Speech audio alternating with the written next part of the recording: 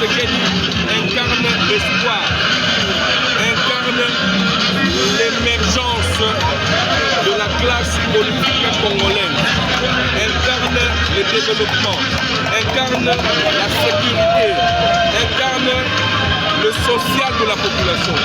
Voilà pourquoi nous avons décidé de lui accorder un second mandat. Vous-même, vous voyez comment est-ce que le peuple est en train de refouler Boulevard. Boulevard est en train de refuser la population. Pour la simple et bonne raison que le chef de l'État, Félix Antoine Tshisekedi, a le soutien de la population.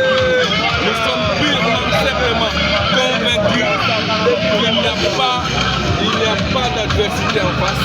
Les Congolais sont d'accord avec Félix Antoine Tshisekedi. Vous devez savoir que le Congo vient de très loin. Si vous voyez cette grossesse aujourd'hui être prise par la population, c'est parce que le peuple congolais a décidé de soutenir son frère. Félix Tshisekedi, c'est notre frère, c'est notre sang. Nous allons l'accompagner pour un second mandat et nous allons revenir pour parler du développement après le second mandat du président.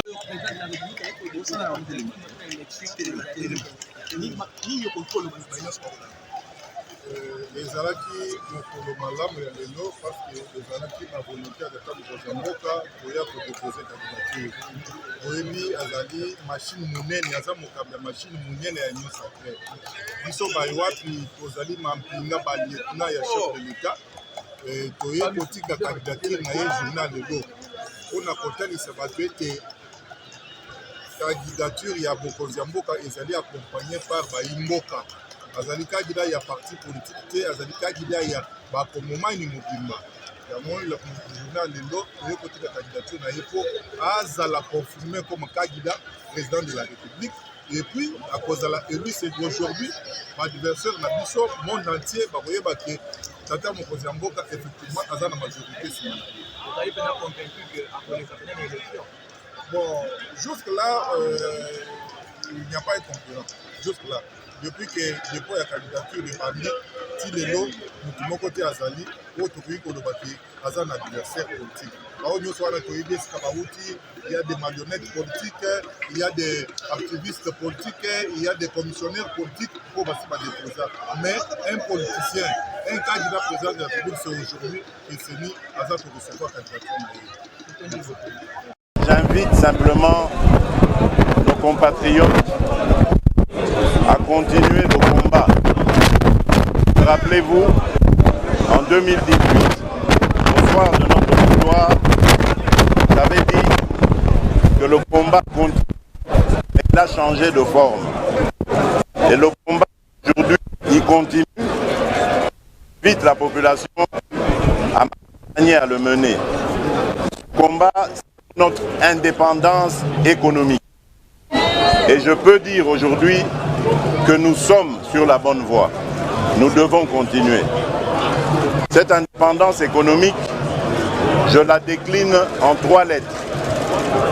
RDC, République démocratique du Congo, mais également Renaissance. Pourquoi Renaissance? Parce qu'aujourd'hui, je reviens du Katanga, du Haut-Katanga et du Lualaba. Je peux vous dire que je suis fier de ce que nous y avions réalisé. Je vais vous donner quelques exemples. La société STL, la société de traitement du terril de Lubumbashi, qui est un actif de la République, aujourd'hui, cette société a développé toute la chaîne de valeur pour la production du germanium. Et donc, on peut dire avec fierté que les lendemains sont meilleurs, car nous avons des partenaires aujourd'hui très sérieux, américains et japonais, qui vont même nous transférer de la technologie et qui vont permettre justement à ce que le germanium soit produit au Congo et peut-être même transformé jusqu'au produit fini. La société SNCC, qui était jadis le fleuron, un des fleurons de notre économie, et qui avait été mise par terre.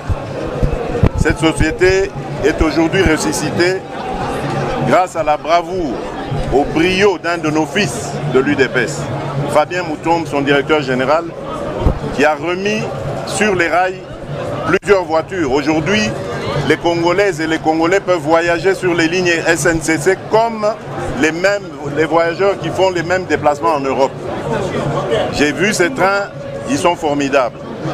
Alors qu'il y a des gens qui veulent postuler comme président de la République, qui ont dirigé cette province et qui n'ont pas été capables de faire reluire cette SNCC. Au contraire, qui l'ont même tué, rappelez-vous, ils ont créé des sociétés de transport par route, ce qui a complètement tué la SNCC, et aujourd'hui ils se positionnent comme étant les sauveurs de la République. J'y reviendrai.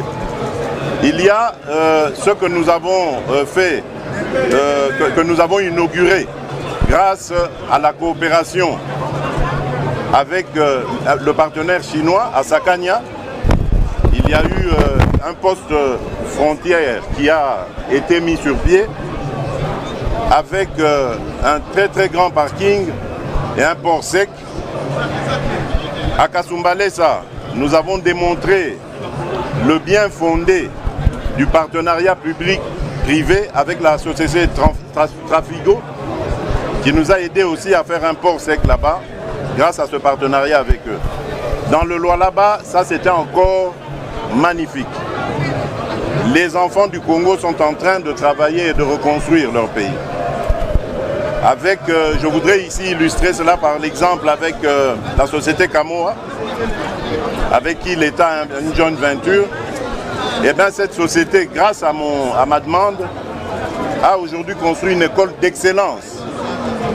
Et elle est en train de former 39 Congolais qui ont été sélectionnés sur des critères, mais vraiment rigoureux. Et ces jeunes gens, dans quelques années, vont être le fleuron de notre industrie minière. Ce seront des capitaines d'industrie congolais qui vont pouvoir faire des meilleurs et des prodiges dans le domaine des mines. Donc c'est pour vous dire que le Congo est en marche. Le Congo va renaître. C'est pour ça le R de la République, ça signifie la renaissance. Nous avons restauré les universités et même nous en avons construit de nouvelles. Chose qui n'a jamais été faite depuis notre indépendance. Nous avons, rappelez-vous ce merveilleux souvenir, celui des Jeux de la francophonie. Nous avons organisé les Jeux de la francophonie. Aujourd'hui, nous avons des infrastructures sportives de haute facture pour la jeunesse. Et donc, nous mettons un accent particulier sur la renaissance de notre pays. Certains diront même la remontada. Nous étions descendus très bas et aujourd'hui nous redonnons de la fierté aux Congolais. Le D de démocratique, mais pour moi je le mettrais de développement. Développement parce que notre pays est classé comme un pays sous-développé, un peu paradoxalement parce que nous avons des atouts pour avoir un des pays les plus développés, si pas les plus puissants du monde. Mais, comme vous le savez, le développement passe par une condition sine qua non, c'est la paix. Et pour avoir la paix, il faut s'en donner les moyens. Surtout pour un pays comme le nôtre, riche en potentialités diverses, qu'elles soient minières, qu'elles soient agricoles ou autres, même humaines. Donc nous avons beaucoup d'envieux. Et pour nous protéger contre ces envieux, il fallait monter en puissance nos forces de défense et de sécurité. C'est ce qui est en train d'être fait aujourd'hui. Nous sommes fiers de dire haut et fort que la République aujourd'hui et défendue. Nous avons encore en formation à peu près 40 000 jeunes qui avaient répondu à mon appel, souvenez-vous, à défendre la patrie, qui sont presque en fin de formation. Et ceux-là reviendront aussi pour renforcer les capacités de notre armée. Mais évidemment, le développement se fait par les individus. Et moi, j'ai placé mon espoir, mon action sur l'homme congolais, comme vous le savez. L'homme avec grand H, c'est-à-dire les hommes et les femmes du Congo, avec un accent particulier d'ailleurs sur les femmes et les jeunes.